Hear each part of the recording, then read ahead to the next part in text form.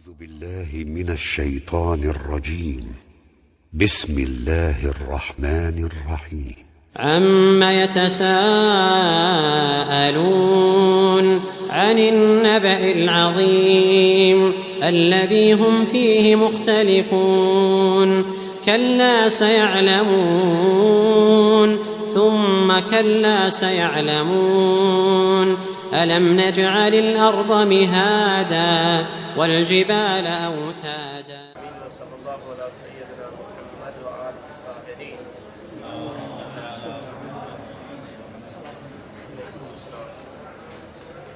واللعنة الدائمة ولا أعدائهم أجمعين. سورہ نبأ کی آیت نمبر 24.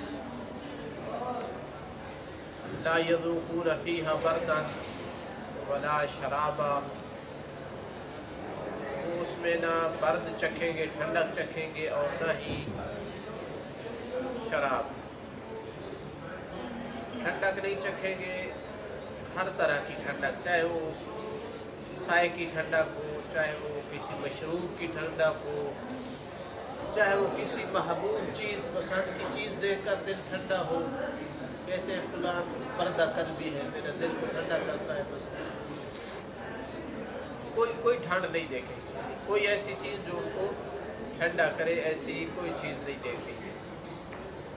کوئی پسند کی چیز نظر نہیں آئے گی ان کو جس کو وہ چاہتے ہوں. کوئی محبوب خواہش کی چیز، تمنا کی چیز نہیں ہوگی. سایہ نہیں ہوگا ٹھنڈا، پانی ٹھنڈا نہیں ملے گا. ولا شراب، اور نہ ہی پینے کا پانی ملے گا. الا حمیمن وغساقا، سوائے حمیم کے اور غساق کے. حمیم کھولتا ہوا پانی، ابلتا ہوا پانی، اور غساق یہ بھی پینے کی چیز ہے. یہ وہ پیپ ہے جو اہل جہنم کے جسم سے نکلے گی، گلے سڑے جسم سے پیپ نکلے گی. تو کہا پینے کے لیے یہ دو چیزیں ہوگی، کوئی شراب نہیں ہوگا سوائے ان دو کے. اچھا، یہاں حصر ہو رہا ہے حمیم اور غساق میں، جبکہ اور جگہ پہ ہے کہ ان کو زقوم کھلایا جائے گا. ذریعہ جو ہے وہ اس کو کھلایا جائے گا. تو کیسے جمع کیا جائے گا؟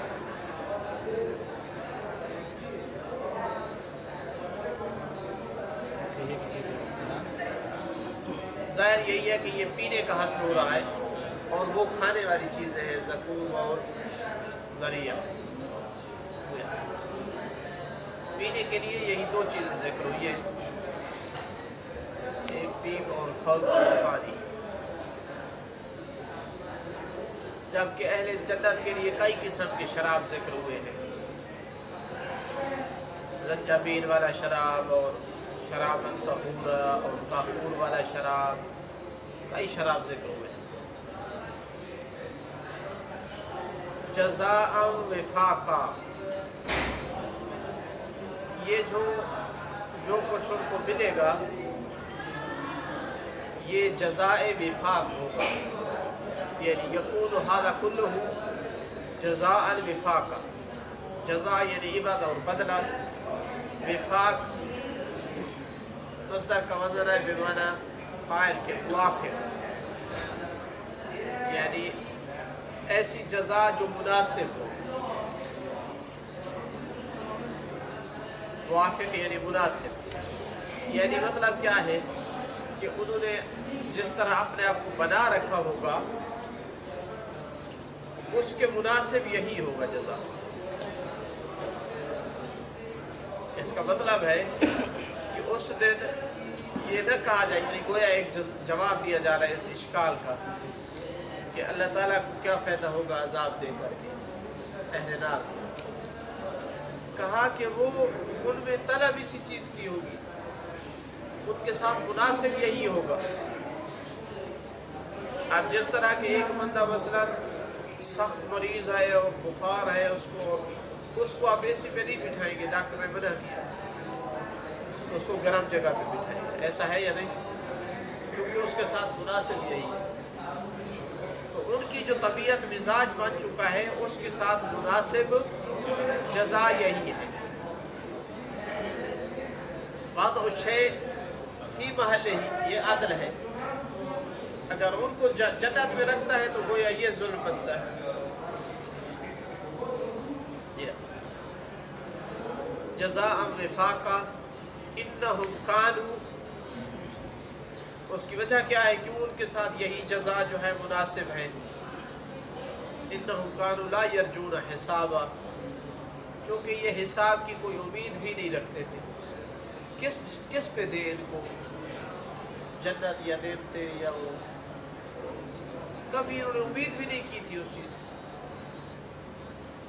کبھی تمنا، کبھی طلب، کبھی کچھ نہیں. یہ تو جھٹلاتے تھے اصل اس دن کو بھی. تو جو اس دن کو جھٹلاتا تھا اس کا انجام جھٹلانے والا ہی ہونا ہے. لا یرجون حسابا، چونکہ جو قیامت کے لیے عمل کرتا ہے وہ کرتا ہے جس کو امید ہے اس دن کی. تب انسان حرکت کرتا ہے. یعنی اصل انسان کا عمل اس کی سوچ کا عکاس ہے، جیسے سوچتا ہے اس کے مطابق. تو انہوں نے کبھی سوچا تک نہیں تھا.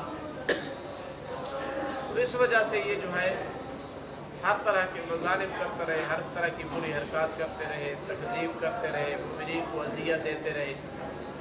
جبکہ جو امید رکھتا ہے اس دن کے حساب کی تو اس کے مطابق عمل کرتا ہے. وَكَذَّبُوا بِآيَاتِنَا كِذَّابًا، اور انہوں نے تکذیب کی ہماری آیات کی بری طرح سے.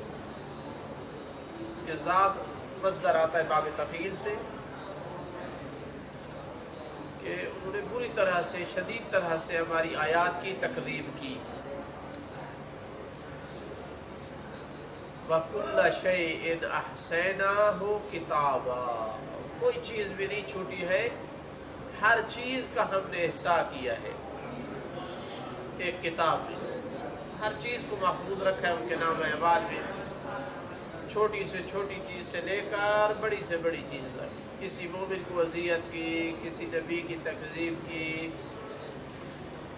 کوئی جرم اور گناہ کا ارتکاب کیا، سارا کچھ لکھتے رہے. اسی لیے وارد ہوا ہے اور جگہ پہ وَكُلُّ شَيْءٍ فَعَلُوهُ فِي الزُّبُرِ وَكُلُّ صَغِيرٍ وَكَبِيرٍ مُسْتَطَرٍ، کہ ہر شے زبر میں ہے، کتابوں میں ہے، لکھی ہوئی ہے. ہر چھوٹی اور بڑی چیز اس کو سطور میں لکھا گیا.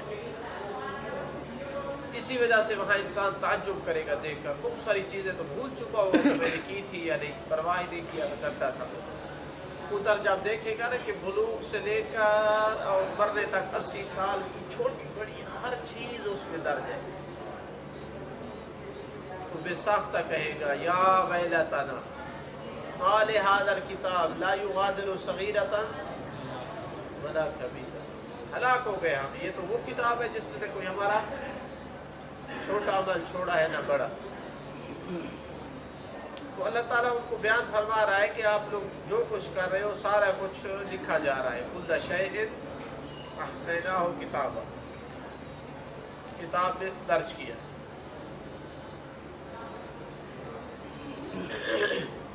فذوقوا فلن نزیدکم الا عذابا، بس چکھو ہم تمہیں زیادہ نہیں کریں گے مگر عذاب سے. اس دن وہ رحمت تلاش کریں گے لیکن نہیں. اس دن جو وقت گزرے گا عذاب میں شدت ہے. نبی اکرم صلی اللہ علیہ وآلہ وسلم سے روایت ہے کہ شدید ترین آیت قرآن مجید میں یہی آیت ہے.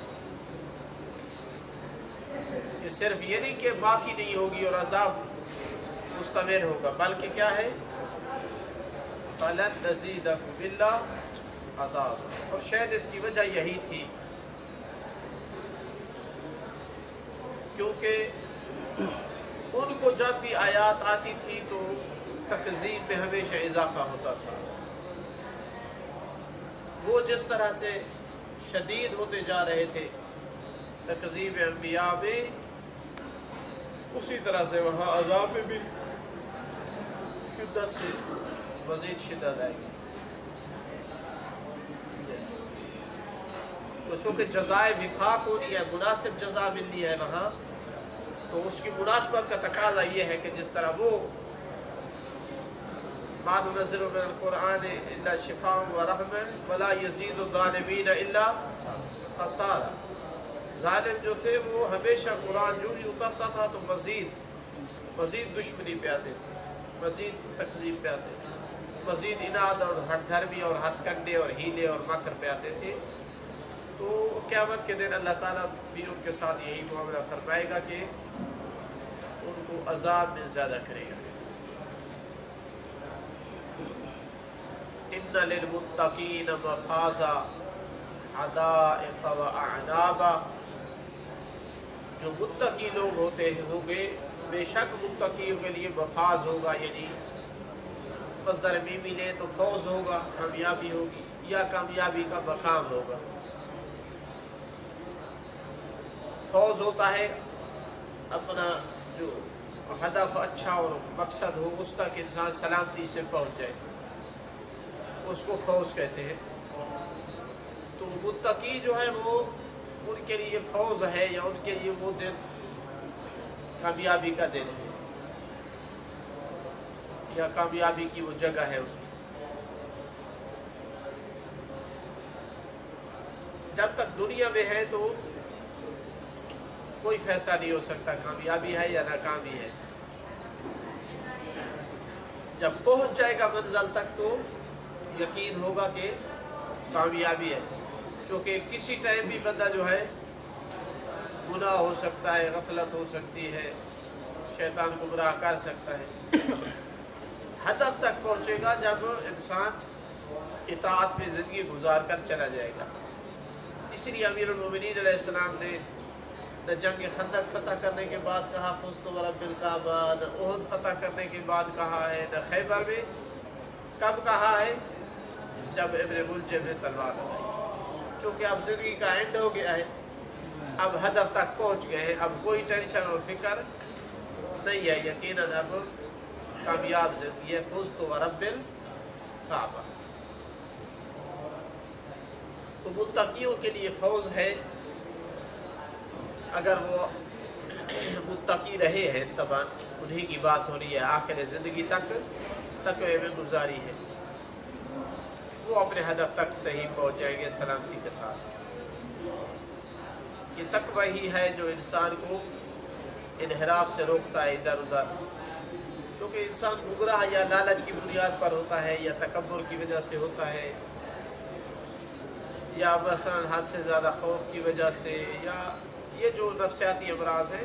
تقوی کا کام ہے کہ ان کے درمیان بیلنس رکھنا، ادھر ادھر انسان کو نہ جانے دیں. صفات میں جو تقوی ہے وہ عمل میں بھی تقوی کا موجب ہے. حدائق و اعنابا، وہ کیا فوز ہے؟ سارا تو ذکر نہیں ہو سکتا، لیکن کسی حد تک چلو ذکر ہو جائے. وہ کامیابی کیا کامیابی ہوگی؟ کہا کہ ان کے لیے وہ حدائق ہے. ظاہراً یہ مفاز سے بدر ہے، لیکن بدر کل نہیں ہے، بدر بعد ہے، یعنی بعض چیزیں ذکر ہو رہی ہیں. حدائق ہیں ان کے لیے اور اعناب ہے. حدائق حدیقہ کی جمع ہے، جس سے ہم عام طور پر ترجمہ باغ ہی کرتے ہیں. جنہ کا معنی بھی ہم باغ ہی کرتے ہیں، لیکن جنہ اور حدیقہ میں فرق ہے عربی میں. یہ عربی زبان کی خصوصیت ہے کہ وہ تھوڑی سی خصوصیت چینج ہونے کی وجہ سے نام چینج ہو جاتے ہیں. وسعت ہے اس زبان میں. باغ جو ہے وہ گھنے درخت کہیں بھی ہو تو وہ جنہ کہلا سکتا ہے، لیکن حدیقہ اس وقت کہا جائے گا کہ جب اس کے ارد گرد چار دیواری ہو، اس کے اندر درخت اور بوٹے پھول لگے ہوئے ہوں، تو اس وقت اس کو حدیقہ کہا جائے گا. چونکہ یہ لیا گیا ہے حدقۃ العین، جس طرح ہاتھ کا پوٹا ہوتا ہے وہ ہاتھ ایک شکل میں، تو اس کے ساتھ مشابہت دیتے ہوئے اس کو حدیقہ کہا جاتا ہے. اس لیے جو گھروں میں ہوتا ہے اس کو حدیقہ کہتے ہیں، اس کو باغ نہیں کہتے، جنت نہیں کہتے عربی میں، اس کو حدیقہ کہا جاتا ہے. جی آنا پارک اور چیز ہے. پارک کو مثلا منتزہ بولتے ہیں. تو حدائق ہوں گے ان کے لیے، یعنی لگتا ہے کہ جو قصر وغیرہ ہوں گے، محل وغیرہ ان کے، انہی میں باغیچے ہوں گے اس طرح کے حدائق. یہ ہو سکتے ہیں. انگور کی خصوصیت، پھل اور بھی بہت سارے ہوں گے، لیکن انگور کی خصوصیت کی بنیاد پر انگور کو ذکر کیا ہے. کہتے ہیں طبی حوالے سے کہ انگور جو ہے ایک مکمل غذا ہے، جیسے ماں کا دودھ ہوتا ہے. اتنی اس میں یعنی خصائص رکھے گئے ہیں. وٹامن سے یہ پر ہے. اسی طرح مثلا جو ہے وہ اس کے اندر جو کیا بولتے ہیں ان کو، یعنی طاقت جو ہے اس کے اندر، سعرات حراریہ عربی میں اس کو بولتے ہیں، یعنی جو انرجی ہے اس کے اندر. انرجی جو ہے وہ گوشت سے کئی گنا زیادہ ہوتی ہے انگور کے اندر. اسی طرح خون کو صاف کرتا ہے. خون کے اندر جو گندا فاسد مادہ ہے اس کو ضائع کرتا ہے، یعنی زہر وغیرہ جو زہریلے مواد ہیں ان کے لیے یہ انگور ایک قاتل ہوتا ہے. اس لیے اس کو صیدلیہ متکامل یعنی ایک میڈیکل سٹور کہا جاتا ہے انگور کو. اس کے اندر اللہ تعالیٰ نے جو ہے خصائص رکھے ہیں. پٹھوں کے لیے وہ قوی ہے، منشط ہے انسان کے لیے، یعنی چستی لاتا ہے انسان کے جسم میں. تو شاید ان خصوصیات کو مد نظر رکھتے ہوئے رسول اکرم صلی اللہ علیہ وآلہ وسلم نے فرمایا تھا کہ خیر فواکہکم العنب، بہترین پھل جو ہے تمہارے وہ عنب ہے. تب یہ ساری چیزیں ہم اگر ان پہ غور کریں تو یہ ایک معجزہ ہے. اس ٹائم یہ چیزیں بتانا، یہ خبریں دینا، نہ کوئی لیبارٹی ہوتی تھی اور نہ ہی طب اتنی ترقی پہ تھی. اس وقت یہ چیزیں بتانا جو آج ثابت ہو رہی ہے مثلا، یہ ہر ایک چیز معجزہ ہے اسلام کا.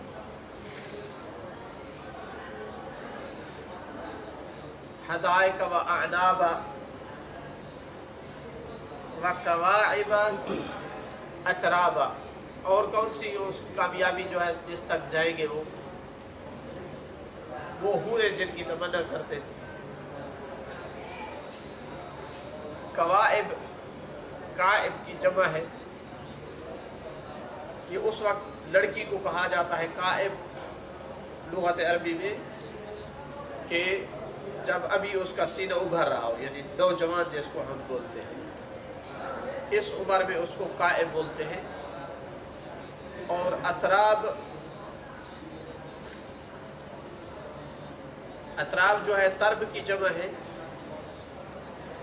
لوگوں کا ایک ایسا مجموعہ جو ہم عمر ہو، ان کو ترب کہا جاتا ہے یا اتراب.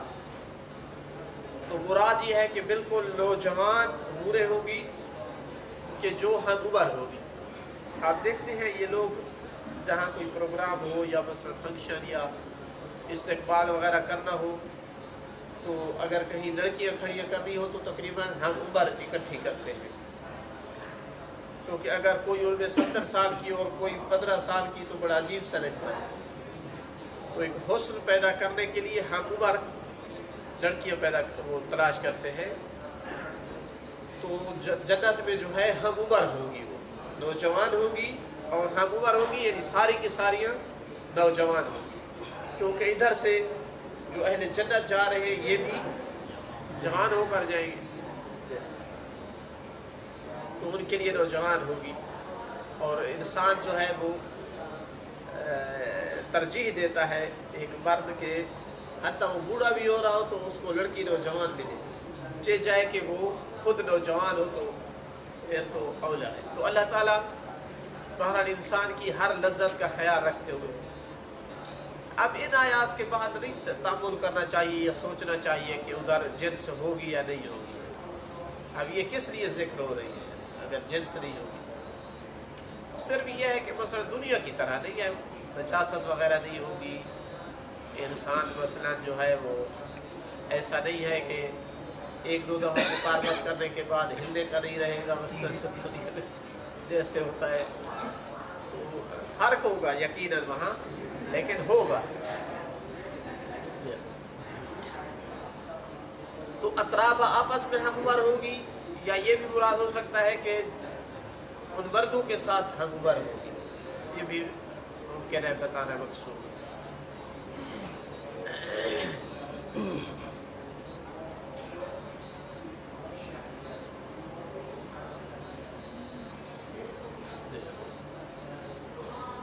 وَكَأْسًا دِهَاقًا، اور ایسے کاس ملے گے، جس عرض کیا تھا کہ کاس کب اس وقت کب کو کہا جاتا ہے، لیکن اسلام جب وہ مملوء ہو، بھرا ہوا ہو، تو اس میں مزید بھی تاکید کی ہے کہ دہاقہ ہوگا، یعنی مملوء ہوگا، بھرا ہوا، دہاقہ سے یہ پر ہونا جس کو بھر دیا گیا۔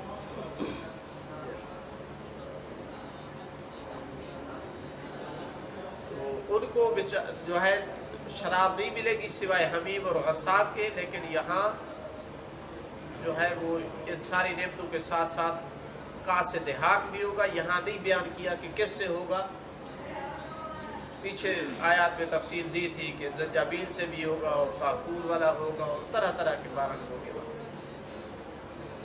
دنیا کے شراب کی طرح نہیں ہوگا کہ جس میں انسان پیتے ہی لغویات شروع کر دے، مینٹل ہوگا، جس طرح ادھر ہوتا ہے بھنگ یا پی لے تو پھر ان کی زبان سے عجیب عجیب چیزیں نکلتی ہیں، وہاں ایسی کوئی تاثیر نہیں ہوگی۔ فرمایا لا لغو لا یسمعون فیہا لغوا ولا کذابا، کہ وہ وہاں نہیں سنیں گے، نہ ہی لغو سنیں گے، کوئی فضول بات، جھوٹ، غیبت، غلط بیانی کوئی چیز، اور نہ ہی وہاں جھوٹ سنیں گے۔ یعنی اس شراب وغیرہ کا اس طرح اثر نہیں ہونا ہے کہ اہل جنت جو ہے وہ پیے اور ان کے ذہن پہ اثر ہو جائے اور وہ کوئی لغو باتیں کریں۔ اچھا، اس میں کوئی کہہ سکتا ہے کہ نفی ہو رہی ہے لا یسمعون، نہیں سنیں گے، اس سے کیسے ثابت ہوگا کہ نہیں ہے؟ پیچھے ہم نے جب ذکر کیا ہے کہ لا یرون فیہا شمسا ولا زمہریرا، کہ وہ سورج کو نہیں دیکھیں گے نہ ہی سخت سردی دیکھیں گے، تو ہم نے کہا ہے کہ سورج کی نفی نہیں ہو رہی، سورج ہوگا، قیامت والا سورج، وہ نہیں دیکھیں گے، گھنے سائے ہوں گے۔ یہاں بھی کوئی کہہ سکتا ہے کہ لا یسمعون فیہا لغوا، کہ وہ لغو نہیں سنیں گے، اس کا یہ مطلب نہیں ہے کہ لغو نہیں ہوگا، کہا کہ نہیں سنیں گے۔ ظاہراً یہاں یہ یعنی مراد نہیں ہو سکتا کہ ہوگا اور نہیں سنیں گے، چونکہ یہاں ملازمہ ہے، اگر ہوتا تو سنتے، کیونکہ اگر ہو اور نہ سنے تو اس کا مطلب ہے بہرے ہوں گے، اور یہ کوئی کمال نہیں ہے بہرا ہونا، بہرا ہونا کوئی کمال نہیں ہے، تو لہٰذا اگر ہوتا تو سنتے، یعنی اس قدر بھی وہاں جنت میں اذیت والی چیز نہیں ہوگی، کیونکہ سننے کا ذکر اس لیے کیا ہے کہ بندے کو سن کر اذیت ہوتی ہے، لغو وغیرہ ہوتا ہے۔ جنت میں اتنی اذیت بھی نہیں ہوگی کہ کوئی لغو بات سنے، بس کم سے کم اذیت یہ ہوتی ہے کہ بندہ لغویات سنے، کسی فضول بات کہتے نہیں ہے چھوڑے یار اسے، یہ فضول باتیں کرتا ہے، ایک تھوڑی سی اذیت ہوتی ہے۔ تو قیامت کے دن جنت میں یہ بھی نہیں ہوگی، اتنے حد تک بھی، صرف نعمتیں ہوں گی، کوئی اذیت نہیں ہوگی۔ لا یسمعون فیہا لغوا ولا کذابا جزاء من ربک عطاء حسابا، ادھر بھی کہا ہے جزاء وفاقہ اہل نار کے لیے، ان کے لیے کہا ہے جزاء من ربک عطاء حسابا، تیرے رب کی جانب سے یہ جزا ہوگی کہ جو عطا ہے اللہ تعالیٰ کی جانب سے، حسابہ حساب کے ساتھ ہے، جزا کی صفت لگا دی کہ وہ ایسی جزا جو عطا ہے اور حساب ہے، حساب کے ساتھ دی گئی۔ یہاں ایک طرف سے جزا کہنا اور ایک طرف سے عطا کہنا، کیسے اس میں جمع کیا جائے؟ یہ ایک سوال ذہن میں آتا ہے۔ دوسرا سوال یہ آتا ہے کہ دوسری جگہ تو آیات میں ہے کہ اللہ تعالیٰ ان کو بغیر حساب کے دے گا، ان کو بغیر حساب کے دے. یہاں ہے کہ حساب ہے تو کیسے جمع کیا جائے؟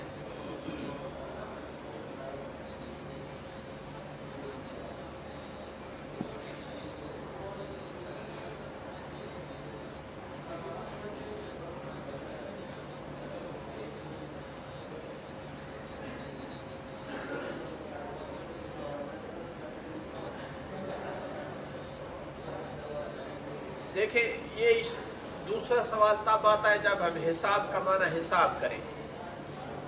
روایت میں حساب کا معنی کیا گیا ہے کافی ہے، حسبی. کہتے نہیں حسبی اللہ، اللہ کافی ہے، کہ ایسی عطا ہوگی جو کافی ہوگی. عطا کے ساتھ مناسب بھی یہی معنی لگتا ہے کہ اتنی عطا ہوگی جو کافی ہوگی. اور جہاں تک پہلا مسئلہ ہے تو وہ بھی حل ہو جائے گا کہ یہ ہو سکتا ہے کہ اللہ جزا کے عنوان سے اتنا دے جو کافی ہو جائے، اسی میں عطا ہو. آپ ایک دفعہ مزدور جو ہے اس کو صرف مزدوری دیتے ہیں 10,000 دینار، ایک دفعہ اس کو کہتے ہیں کہ یہ لے آپ کی مزدوری ہے 15,000 دے دیے. یہ دوسری صورت ہے. تیسری صورت ہے آپ کہتے ہیں 10,000 یہ لے مزدوری، یہ لے 5,000 یہ اوپر فضل اور ہدیہ. مزدور کے حق میں کون سی صورت زیادہ اس کے یعنی شان میں بہتر ہے؟ جو دوسری صورت ہے کہ آپ نے 10 کے بجائے 15 دیا ہے، لیکن کس عنوان سے دیا ہے؟ جزا کے عنوان سے دیا. علیحدہ احسان اس پر اپنا محسوس نہیں ہونے دیا، زیادہ بھی دے دیا ہے لیکن جزا کے طور پر دیا. تو اللہ تعالیٰ یہی کرنا چاہتا ہے قیامت والے دن کہ تمہیں یہ احساس نہ ہو کہ تم پر کوئی میں نے خاص احسان کیا ہے، تم ممنون احسان ہو. نہیں، یہ جتنی عطا کر رہا ہوں یہ ساری کی ساری جزا کے عنوان سے. کتنا بڑا فضل و کرم ہے، کتنی رحمت واسعہ ہے، کتنا لطف اور مہربانی ہے اس کی ذات. اور اگر حساب کا معنی حساب کیا جائے جزاء بربک عطاء حسابا، تو پھر بھی جمع کرنا ممکن ہے. جو آیت کہتی ہے کہ بغیر حساب کے دے گا، یعنی دونوں چیزیں ہوگی، ایک جزا ہوگی جو حساب کے ساتھ ہوگی، اور پھر جو ہے عطا کرے گا بغیر حساب کے، تو بھی ممکن ہے جمع کرنا. رب السماوات والارض وما بینہما الرحمن، تیرے اس رب کی جانب سے جزا ہوگی کہ جو آسمان اور زمین کا رب ہے. یعنی کوئی یہ شک شبہ نہ کرے کہ وہ کہاں سے لے گا اتنا اور لوگوں کو دے گا، اور یہ وہ تو آسمان اور زمین کا پروردگار ہے، رب ہے، مدبر ہے، اسی کے ہاتھ میں ہے. اور جو کچھ ان کے درمیان ہے، اتنا بڑا مالک ہے. اور ساتھ بڑی چیز یہ ہے کہ رحمان بھی ہے، جس کی رحمت ہر چیز کو شامل ہے. رحمان مبارک وسیلہ ہے. اتنا بڑا مالک ہو اور اتنی بڑی رحمت والی ذات ہو تو پھر عطا ہونی ہے. پھر ظرف میں قابلیت ہو، عطا میں کوئی کمی اور کوئی بخل نہیں ہوگا. لا یملکون منہ خطابا، اور وہ اس رب سے کسی قسم کے خطاب کے مالک نہیں ہوں گے. یعنی کوئی اس پر آرڈر نہیں کر سکے گا، کوئی اپنی بات اپنی نہیں منوا سکے گا. جیسے وہ چاہے گا ویسے کرے. خطاب کا مالک نہیں ہوگا، یعنی کوئی یہ نہیں کر سکے گا کہ یہ کرو اور وہ کرو. چونکہ قادر مطلق اور مالک ذات وہ ہے. یوم یقوم الروح والملائکۃ صفا، اس دن روح اور ملائکہ کھڑے ہوں گے صف میں. یعنی جیسے صف بستہ غلام نہیں ہوتے، سمعا و طاعتا، امر کی انتظار میں، آرڈر کی انتظار میں کھڑے ہوں گے. اور یہ اللہ تعالیٰ کی شان و شوکت ظاہر ہوگی اس سے جب ملائکہ کھڑے ہوں گے. ظاہر ہے ملائکہ پتہ نہیں کتنے ہیں، مشرق سے ان کی لائن شروع ہوگی اور مغرب تک کہاں تک چلی جائے گی. تو اللہ تعالیٰ کی عظمت عیاں ہوگی ہر انسان پر کہ اس میں روح جیسے مخلوق بھی اور ملک فرشتے بھی. روح کے بارے میں کہا گیا ہے کہ خلق اعظم من الملائکہ، یا ملک ہے اعظم من جبرائیل و میکائیل. کوئی اور مخلوق ہے یا ملک ہے ان سے اعظم ہے، جبرائیل اور میکائیل سے بھی. وہ بھی اور فرشتے بھی جناب صف میں کھڑے ہوں گے. بڑا ہیبت والا منظر اور مقام ہوگا، اور چپ بغیر کسی حرکت کے، بغیر کسی کلام کیے. لا یتکلمون، بولیں گے بھی نہیں، الا من آذنہ اللہ الرحمن، سوائے اس کے جس کو اللہ کی طرف سے اذن ہوگا کہ اب بولو. کوئی کسی کی مثلا سفارش کرنا چاہتا ہے تو اللہ کے اذن سے کرے گا. وقال ثوابا، اور درست کہے گا، جو بات کہے گا جب اللہ کے اذن سے ہو تو وہ درست ہو. یہاں پر روح کو پہلے ذکر کیا ہے اور ملائکہ کو بعد میں. سورہ قدر میں تنزل الملائکۃ والروح، وہاں پر ملائکہ پہلے ہیں اور روح بعد میں ہے. تو کیا وجہ ہو سکتی ہے؟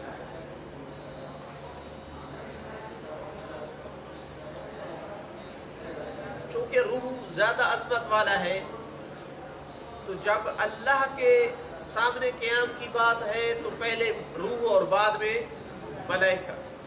لیکن جب دنیا پہ نازل ہونے کی بات ہے تو پہلے ملائکہ، جس طرح کسی بادشاہ کا، سلطان کا آگے لشکر ہوتا ہے اور بعد میں بڑی سرکار مثلا آتے ہیں، تو گویا وہ فرشتے زمینہ فراہم کریں گے، مقدمات فراہم کریں گے اور روح اترے گی.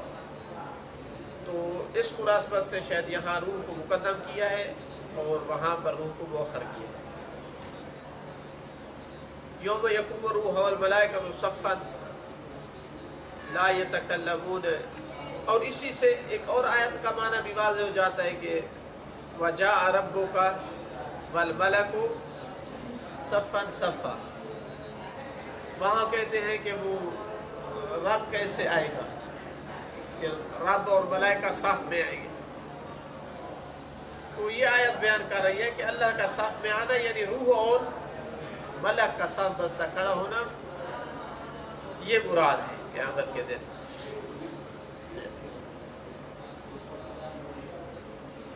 ذالک الیوم الحق، یہ دن حق کا دن ہے.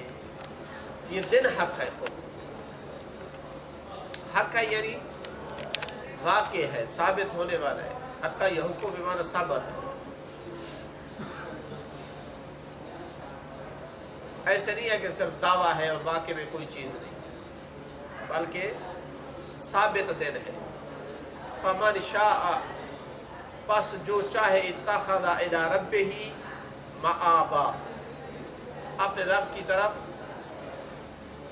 مآب لے لے، یعنی ٹھکانہ اور جگہ لے لے اپنے رب کی طرف. کل عرض کیا تھا نا کہ للطاغین مآبا، طاغین کے لیے جہنم جو ہے مآب ہوگی. تو مطلب ہوا اس آیت کو سامنے رکھے تو مطلب یہ ہوگا کہ من شاء اتخذ الی نار جہنم مآبا ومن شاء اتخذ الی ربہ مآبا.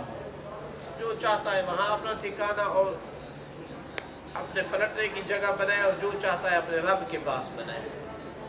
یہاں سے پلٹنا ہر بندے نے ہے، تو اس کی مرضی ہے، جب تک دنیا میں ہے اپنی وہاں جگہ بناتا رہے، کہاں بنانی ہے اس کے مطابق جو ہے مواد بھیجتا رہے.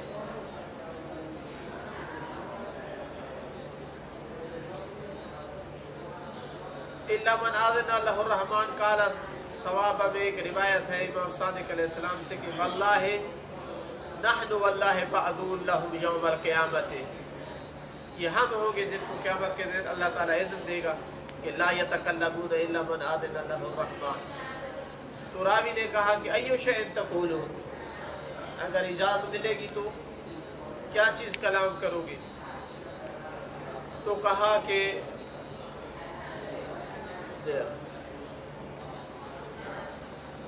محمد اکرم صلی اللہ علیہ وآلہ وسلم پر درود بھیجیں گے اور اپنے شیعہ کے لیے شفاعت کریں گے، اور پھر ہماری اللہ تعالیٰ شفاعت رد نہیں کرے گا۔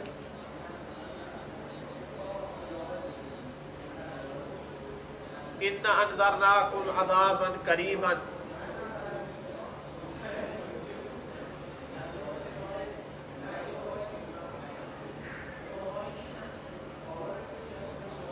ہم نے تمہیں ڈرایا عذاب قریب سے۔ کہتے تھے کہ جہنم یہ قیامت آنے والی ہے، قیامت آنے والی ہے، قیامت آنے والی ہے۔ تم کہتے تھے آنے والی ہے تو کہاں گئی، کیوں نہیں آتی؟ جس طرح دوسری جگہ کہا کہ یرونہ بعیدا ونراہ قریبا، اس ذات کے لیے بعید نہیں ہے جس ذات نے ہر زمانے کا احاطہ کیا ہوا ہے، جس کے لیے نہ ماضی ہے، نہ مستقبل، نہ حال، سب کچھ اس کے سامنے حاضر ہے۔ اِنَّا أَنذَرْنَاكُمْ عَذَابًا قَرِيبًا یوم ينظر المرء، جس دن آدمی دیکھے گا ما قدمت یداہ، جو اس کے ہاتھوں نے مقدم کیا۔ یہ دیکھ آج بھی سکتا ہے انسان، لیکن آج غافل ہے، دیکھتا رہی ہے، ورنہ پتہ ہے آج بھی دیکھ سکتا ہے کہ کیا بھیجا ہے، لیکن اس دن تو دیکھنا ہوگا چونکہ سب کچھ سامنے ہوگا، مجسم شکل میں ہوگا۔ تجسد اعمال کے نظریے پر یعنی تمام اعمال جو ہے کسی نہ کسی شکلی حالت میں یعنی ہوں گے سامنے۔ کہا کہ انسان جو ہے وہ دیکھے گا جو اس کے ہاتھوں نے مقدم کیا۔ جو متقی تھے، اچھے اعمال والے تھے، وہ جب دیکھے گا تو اتنا خوش ہوگا، پھولے نہیں سمائے گا، دوسروں کو بلائے گا، ہاں اقرؤ کتابیہ، ادھر آؤ میری کتاب کو پڑھو، نام اعمال کو دیکھو، اتنا خوش ہوگا۔ لیکن جو دوسرا ہوگا وہ کہے گا کہ کاش میں انسان ہی نہ ہوتا، وَيَقُولُ الْكَافِرُ يَا لَيْتَنِي كُنْتُ تُرَابًا، کاش میں مٹی ہوتا۔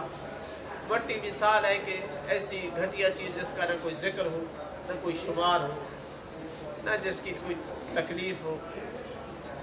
اس سے بہتر کہ میں انسان ہوتا اور میری یہ حالت ہوتی، بہتر تھا کہ میں مٹی ہوتا اور ایک گمنام چیز ہوتا جس کا کوئی ذکر نہ ہوتا، کوئی ویلیو نہ ہوتی۔ اس کی یعنی ترابہ یہ کافر کو یہ کاش ہم شیعہ ہوتے، تراب سے مراد ہے شیعہ نہیں،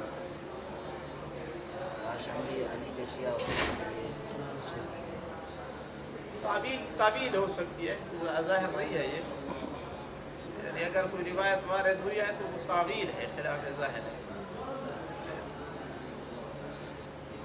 اور کچھ کہیں گے کہ اور اوپر ڈالیں گے کہ یا لیتنی لم اتخذ فلانا خلیلا، کہ فلاں کو میرے دوست نہ، انسان ہوتا لیکن فلاں بندے کو اپنا دوست نہ بنایا ہوتا، کچھ اس طرح کی حسرت کریں گے۔